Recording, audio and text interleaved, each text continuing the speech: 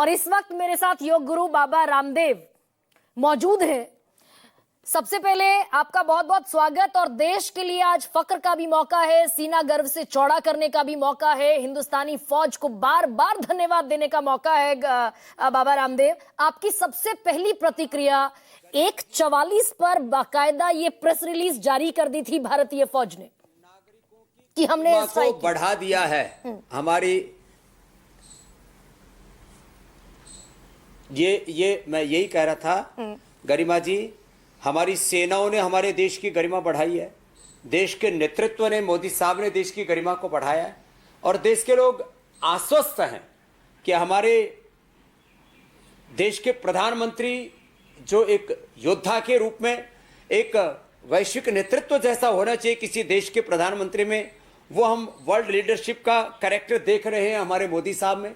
देश के आंतरिक सुरक्षा के लिए हमारे अमित शाह जी पूरे सक्षम समर्थ हैं और देश की सीमाओं पर जाकर के हमारे रक्षा मंत्री जी उनका मनोबल बढ़ाने के लिए कल प्रस्थान कर रहे हैं। और ऐसे में प्रहराय सन्निहिताः युद्धाय प्रशिक्षिताः जयाय प्रशिक्षिताः, इस संकल्प के साथ हमारी सेनाओं ने जो आतंकवादियों के ठिकानों को तबाह किया, वह तो ये सब हमारे लिए एक गौरव की बात, हमारे लिए गरिमा की बात है गरिमा सिंह जी। और मैं आपका शो कई बार देखता हूं, आज पहली बार आपसे रूबरू होने का अवसर मिला और वो भी ऐसे में जब होली दिवाली हिंदुस्तान एक साथ मना रहा है। और हमें फक्र है अपने देश के ऊपर, एक भारत का नागरिक होने के ऊपर कि एक तरफ तो वो देश करती हूँ, लेकिन मैं एक सवाल जो आप जैसे ज्ञानी और आप जैसे प्रबुद्ध व्यक्ति से करना चाहती हूँ, ये कि पाकिस्तान के भीतर बार बार ये साबित हुआ है कि वो आतंकियों को हायर करता है, ट्रेन करता है, लॉन्चिंग पैड्स बनाता है, सुरंग खोदता है और बाकायदा ये सब जैशे मोहम्मद और हिजबुल मुजाहिदीन जो आज तबाह हुआ, ये सब पाकिस्तान अपने भीतर शे देता है। ऐसे में भारत का अगला कदम इंटरनेशनल लेवल पर, अंतर्राष्ट्रीय स्तर पर क्या होना चाहिए कि पाकिस्तान और बुरी तरीके से आइसोलेट हो सके? क्या होना चाहिए बाबा रामदेव? देखिए, अभी भी देखो, मसूद अजहर को पाकिस्तान के झंडे में लपेटा गया, उसका जनाजा जो निकला है वहां के झंडे में निकला है। ये पूरी दुनिया के सामने ये तस्वीरें रखनी चाहिए कि आपने आतंकवादियों को राष्ट्रीय प्रतीक की तरह, राष्ट्रीय स्वाभिमान की तरह उनको रखता है। उनके जिन मरकजों को और जिन मस्जिदों के अंदर वो माने इस्लाम की आड़ लेकर के वो जो पूरी दुनिया के अंदर इस्लाम को बदनाम कर रहा है, उससे पूरी दुनिया के जो इस्लामिक कंट्री है, 50 के करीब जो इस्लामिक देश हैं, उनमें भी इसको बेनकाब करना चाहिए और कोई इसके साथ नहीं खड़ा। टर्की थोड़ा टर कर रहा था, वो भी पीछे हट गया। और तीसरी बात, वहां के जो जिहादी जो जनरल हैं उनका भी जो बयान है और वहां के जो जाहिल नेता हैं जो अलग अलग तरह, कभी परमाणु बम की धमकियां देते हैं, पता नहीं कभी कोई हिंदुस्तान को उड़ाने की पता नहीं क्या क्या जलीलियत भरी बातें करते हैं। मुझे तो ऐसा लगता है अब पाकिस्तान के अंदर जगह जगह पर कहीं लोग तिरंगा लेकर के वहां खड़े ना हो जाए। मात्र पीओके, बलूचिस्तान, पख्तून आदि की बात नहीं कर रहा हूं, सिंध और पंजाब, पूरे देश में आग लगी पड़ी है। तो एक जो आंतरिक बगावत हो सकती है, तो ये सारे प्रूफ अब इकट्ठे करके और जिस तरह से वहां की ये पूरे विश्व के प्लेटफॉर्म्स पर, बड़े मंचों पर रखने चाहिए, भारत को रखना चाहिए। अभी तो हाफिज सईद भी खुला घूम रहा है बाबा रामदेव, जो बाकायदा एक प्रतिबंधित आतंकवादी है वर्ल्ड फोरम पर, जिसे पाकिस्तान शह देता है, पाकिस्तान की गली मोहल्लों में, शादी ब्याह में बाकायदा शिरकत करता फिरता है।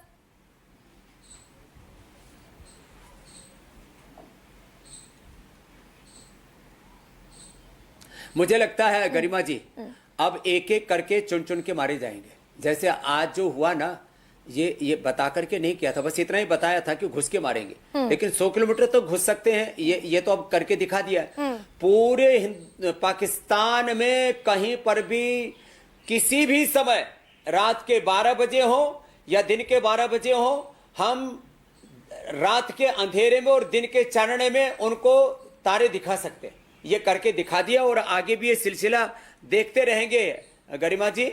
और ये भारत जो है, अब 21वीं सदी का वो भारत है जो एक महाशक्ति की तरह बर्ताव कर रहा है और पूरी दुनिया देख रही है भारत के नेतृत्व को, भारत के कर्तृत्व को, भारत की सेनाओं के शौर्य, वीरता, पराक्रम को। मेरी बहन, अच्छा बाबा रामदेव जी, एक और बात, ख्वाजा आसिफ से लेकर आसिम मुनीर तक। आसिम मुनीर जो टू नेशन थियरी की बात करता है, कहता है कश्मीर हमारी जुगुलर वेन है, और बाकायदा पहलगाम में जिस तरीके से धर्म पूछकर मासूम लोगों को निशाना बनाया गया, वो इसी वजह से कि भारत का मुसलमान और हिंदू अलग थलग दिखेगा। आज भारत ने एक और मैसेज दे दिया क्या?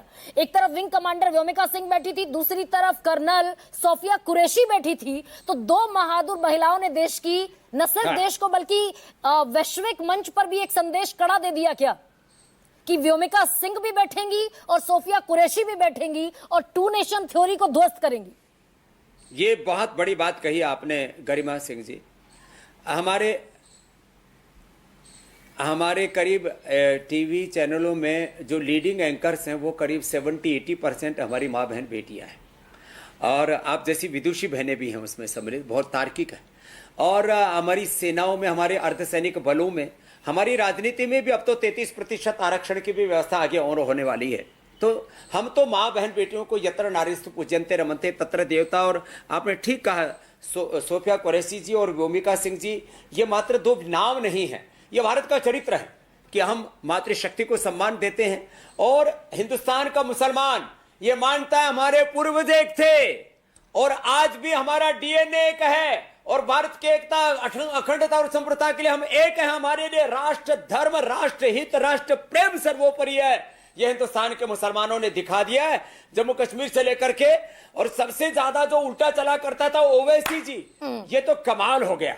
तो ऐसे ही मुझे लगता है आने वाले समय में हिंदुस्तान के मुसलमानों का राष्ट्रवाद और मुखरता के साथ में आएगा, और जो हिंदुस्तान के मुसलमानों को बहकाने के सपने, ख्वाब देख रहे हैं, दिवा स्वप्न देख रहे हैं, अब उनके भी हौसले पस्त हो जाएंगे गरिमा जी इस पूरे घटनाक्रम के बाद। बाबा रामदेव, एक और सवाल मैं आपसे, क्योंकि जितनी मुखरता से, जितनी प्रखरता से, जितने शानदार शब्दों में आप अपनी बात कन्वे करते हैं, पूरे देश तक ये संदेश पहुंच रहा है।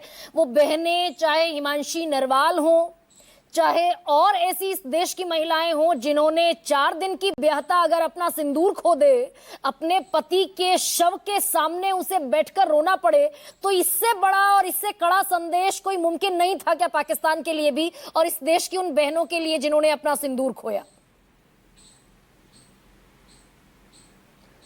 ये एकदम ठीक कहा आपने।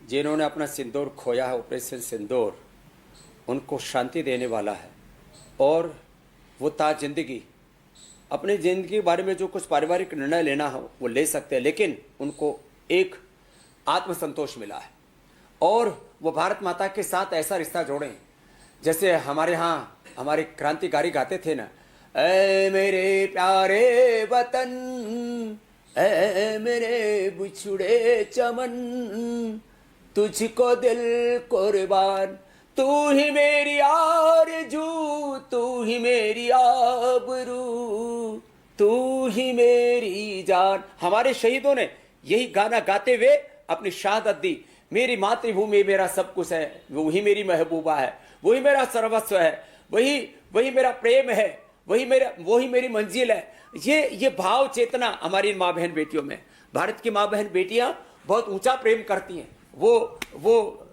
पाश्विक प्रेम नहीं करती है, वो तो दिव्य प्रेम करती है। तो उनके मनों को आज जरूर शांति मिली है, और उनके जख्मों के ऊपर जरूर मलहम लगा है। और अभी तो ये प्रारंभ है मेरी बहन गरिमा जी।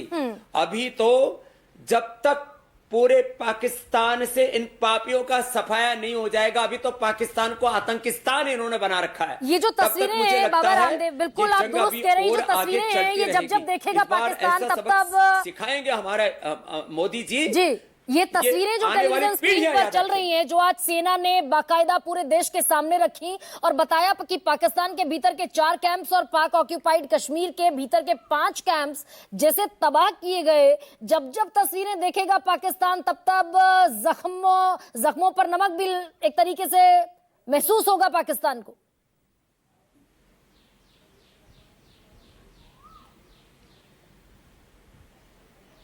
अरे गरिमा जी, अभी तो मुनीर को लोग उसके घर से खींच करके सड़कों पर उसको घसीटने के लिए तैयार बैठे हुए हैं। वो कहाँ दुम दबा करके किस बंकर में छिप गया, लेकिन उसको पता है जैसे मरकज के ऊपर बम डाला ना, ऐसे उसके सिर के ऊपर बम फट सकता है कभी भी। तो उसको घरों से खींच करके घसीटेंगे लोग सड़कों के ऊपर, वहां के जाहिर नेताओं को और वहां के इन आतंकवादियों को जिन्होंने मानवता का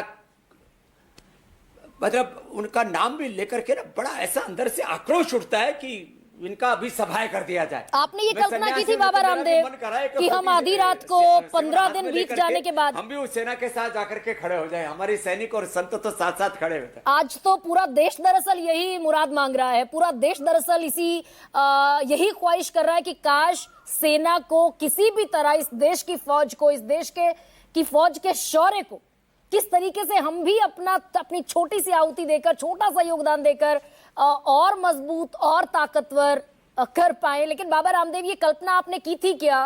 आपके मन में क्या चल रहा था जब पहलगाम हुआ 22 अप्रैल को, 15 दिन पहले जिस तरीके से धर्म पूछकर मारा गया, आपके भीतर किस तरीके के उद्गार थे? क्या आपकी तमन्ना थी? क्या चल रहा था मन के भीतर?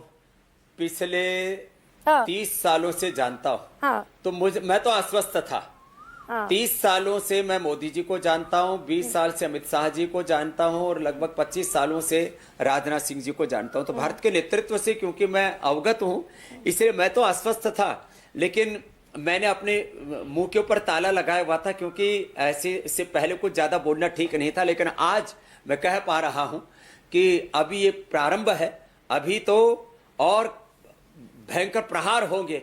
और जब तक ये पाकिस्तान के सारे पापी त्राहिमाम नहीं करेंगे, तब तक जब तक अपने अंतिम अंजाम तक इनको नहीं पहुंचा देंगे। जो हुर्रे इनका इंतजार कर रही है ना, वहां जल्दी इनको भेजना है।